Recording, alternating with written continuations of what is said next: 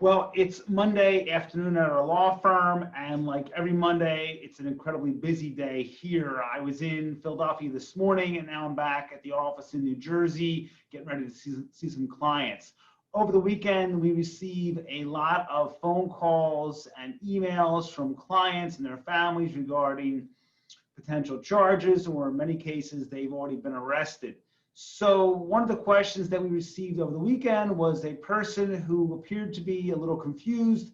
He couldn't figure out why he was charged with DUI in Pennsylvania, since he wasn't drinking any alcohol and he only had legally prescribed drugs in his system. And after all, his family doctor told him that he could drive a car and he would be fine. So in this situation, his doctor, not his lawyer, gave him legal advice, which he shouldn't have done, because doctors should stay in their lanes and give medical advice and not legal advice, and they should just stick to seeing patients and writing prescriptions and taking care of people. So with that part of it out of the way, I'm going to focus now on what he's actually charged with. He's charged with 3802D2, driving under the influence of a drug, which he was legally prescribed. But what Pennsylvania says is basically you can be charged with DUI in Pennsylvania, even if you're legally prescribed a drug, if that drug is causing an impairment.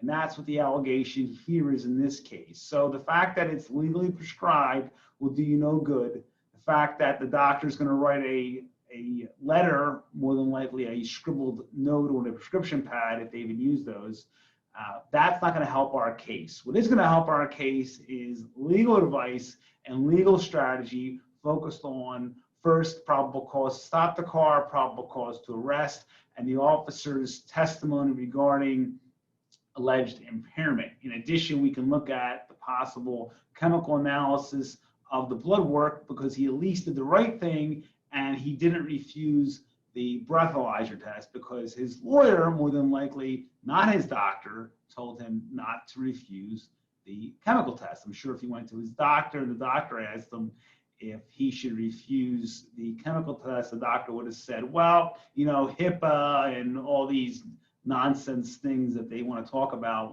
Whenever you go to a medical office, they typically want to spout off some legal advice, which most of them don't understand. But again, stick to your professional lane. And I can't stress that enough to any person. If you're seeking legal advice, give your attorney a call. If you have questions in Pennsylvania, 215-755-9000.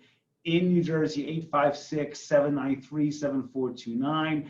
Our website, GamboneLaw.com, a tremendous resource. It has my books, my blogs. It has real legal guidance as opposed to what you would receive in your local medical office. So with that said, visit the website, GamboneLaw.com. Again, in Pennsylvania, 215-755-9000. In New Jersey, 856-793-7429. Both numbers are 24 hours a day, 7 days a week. You can be charged with DUI in Pennsylvania, even if you're legally prescribed it. The fact that you bought it over the counter, again, isn't any type of prohibition.